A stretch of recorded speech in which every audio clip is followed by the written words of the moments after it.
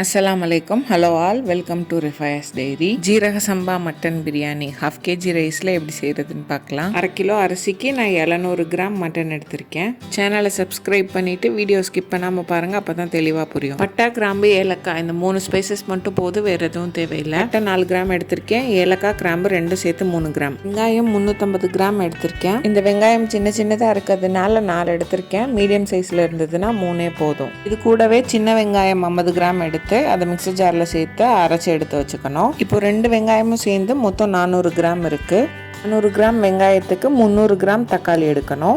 6லேருந்து 8 பச்சை மிளகா, ஒரு கட்டில் பாதி கட்டு மல்லித்தலையிலேருந்து கொஞ்சம் கம்மியாக புதினா எடுத்துக்கணும். ஒரு டேபிள் ஸ்பூன் மிளகாய் தூள். மசாலாவுக்கு மட்டும் மட்டன் வேக வைக்கும் போது கொஞ்சம் சேர்க்கணும். ஒரு டீஸ்பூன் கரம் மசாலா. இது பட்டை, கிராம்பு, ஏலக்காய் சேர்ந்து அரைச்ச பொடி தான். தேவையான அளவு உப்பு, ஒரு table spoon lemon juice, 100 gram தயிர், 100 கிராம் இஞ்சி பூண்டு விழுது. 700 கிராம் மட்டன் எடுத்திருக்கேன். ரொம்ப பெருசாக இல்லாமல் மீடியம் சைஸ் பீஸாக கட் பண்ணி வாங்கிக்கோங்க. இந்த மாதிரி எலும்போடு எடுத்திங்கன்னா நல்லாயிருக்கும். அரிசியை விட மட்டன் அதிகமாக போட்டிங்கன்னா தான் டேஸ்ட் நல்லாயிருக்கும். அந்த மட்டனை ஒரு குக்கரில் சேர்த்துட்டு அது கூட 1/2 டீஸ்பூன் மிளகாய் தூள், மட்டனுக்கு தேவையான அளவு உப்பு, 10 கிராம் இஞ்சி பூண்டு விழுது. மிளகாய் தூள் இங்கே தனியாக சேர்த்துருக்கேன். முன்னாடி எடுத்த 1 டேபிள் ஸ்பூன்லேருந்து எடுக்கலை. இஞ்சி பூண்டு விழுது நான் 100 கிராம் எடுத்தோல அதுலேருந்து 10 கிராம் எடுத்து சேர்த்துருக்கேன். நல்லா ஒரு தடவை மிக்ஸ் பண்ணிவிட்டு தண்ணி சேர்த்து உங்கள் மட்டன் வேகிறதுக்கு எவ்வளோ நேரம் எடுத்துக்குமோ அவ்வளோ நேரம் குக் பண்ணிக்கோங்க. 1/2 கிலோ ஜீரக சம்பா அரிசி எடுத்து நல்லா கழுவிட்டு தண்ணி சேர்த்து 20 நிமிஷம் ஊற வச்சுக்கணும். வெங்காயம் எல்லாம் கட் பண்ணிவிட்டு அடுப்பில் ஏற்றி ஸ்டார்ட் பண்ணுறதுக்கு முன்னாடி இதை கழுவி ஊற வச்சுக்கோங்க. அப்போ கரெக்டாக இருக்கும். ஒரு அகலமான பாத்திரம் எடுத்து அது நல்லா சூடானதுக்கப்புறம் அதில் நான் 100 கிராம் எண்ணெய் சேர்த்துருக்கேன். 2 டேபிள் ஸ்பூன் நெய் சேர்த்துருக்கேன். நெய்யும் நல்லா சூடானதுக்கப்புறம் எடுத்து வச்சுருக்க பட்டை, கிராம்பு, ஏலக்காயை சேர்த்து அது நல்லா பொரிஞ்சதுக்கப்புறம் வெங்காயம் சேர்த்து அதை வதக்கி விட்டுக்கலாம். வெங்காயத்தை சேர்த்துட்டு ஒரு நிமிஷம் வதக்கிட்டு அதுக்கப்புறம் மூடி போட்டு வச்சுக்கோங்க. கொஞ்ச நேரம் மூடி போட்டு வெந்ததுன்னா டக்குன்னு பிங்கிஷாக மாறிடும். அதுக்கப்புறம் வதக்குறது ரொம்ப ஈஸியாக இருக்கும்.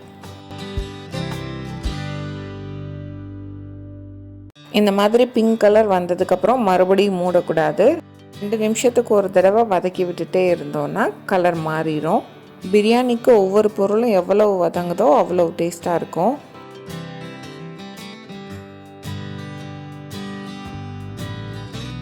வெங்காயம் இந்த அளவு வதங்கினதுக்கப்புறம் அது கூட இஞ்சி பூண்டு பேஸ்ட் சேர்த்து அதை லைட்டாக வதக்கிக்கணும். அதுக்கப்புறம் அது கூடவே அரைச்சி வச்சுருக்க சின்ன வெங்காய விழுது சேர்த்து 2யும் நல்லா எண்ணெய் பிரிஞ்சு வர்ற அளவு வதக்கிக்கணும்.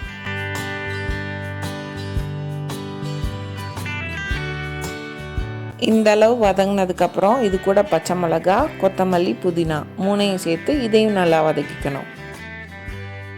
இப்போது இது கூடவே ஒரு டேபிள் ஸ்பூன் மிளகாய் தூள் சேர்த்துக்கலாம். மிளகாய் தூள் இந்த மாதிரி எண்ணெயிலேயே சேர்க்கும்போது பிரியாணிக்கு நல்ல கலர் கிடைக்கும். எடுத்துருக்க தக்காளியை இந்த மாதிரி சின்ன சின்னதாக கட் பண்ணி அதையும் சேர்த்து தக்காளி நல்லா மசிகிற அளவுக்கு வேக வச்சுக்கணும்.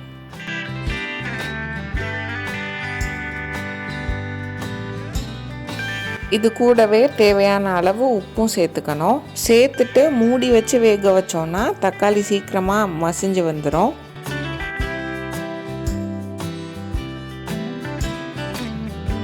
தக்காளி நல்லா வெந்ததுக்கப்புறம் பார்த்தோன்னா இந்த மாதிரி ஆயில் செப்பரேட் ஆகும். அப்போது இது கூட எடுத்து வச்சுருக்க கரம் மசாலா சேர்த்துக்கணும். சேர்த்துட்டு இதையும் நல்லா வதக்கி விடணும். இப்போ இது கூட எடுத்து வச்சுருக்க தயிரை சேர்த்து இதுவும் எண்ணெய் பிரிஞ்சு வர்ற அளவு வதக்கணும்.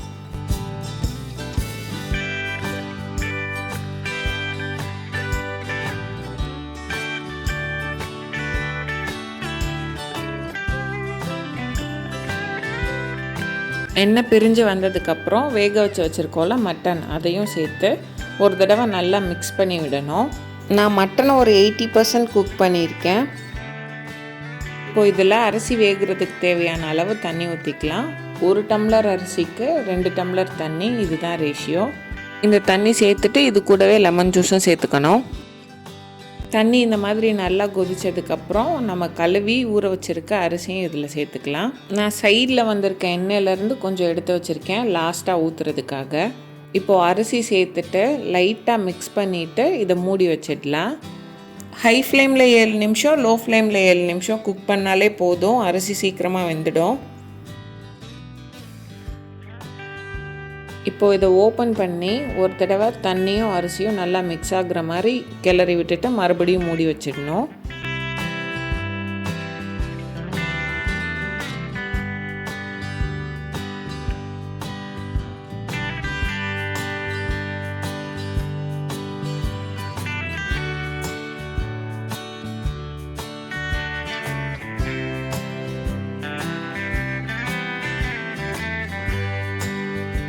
கொஞ்சம் நேரத்துக்கு அப்புறம் மறுபடியும் திறந்து இந்த மாதிரி இருக்கும். அரிசியும் தண்ணியும் ஒரே லெவலில்.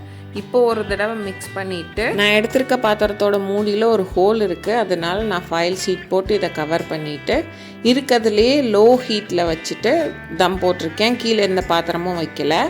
நீங்கள் வேறு ஏதாவது பாத்திரத்தில் பண்ணுறீங்கன்னா மேலே மூடி போட்டுட்டு அதுக்கு மேலே ஏதாவது வெயிட் வச்சுட்டு கீழே தோசைக்கல் வச்சு தம்மு போட்டுக்கலாம். இப்போது நான் எடுத்து வச்சுருந்த எண்ணெய் இதில் சேர்த்துட்டு ஃபைல் ஷீட் கவர் பண்ணிவிட்டு மூடிட போகிறேன்.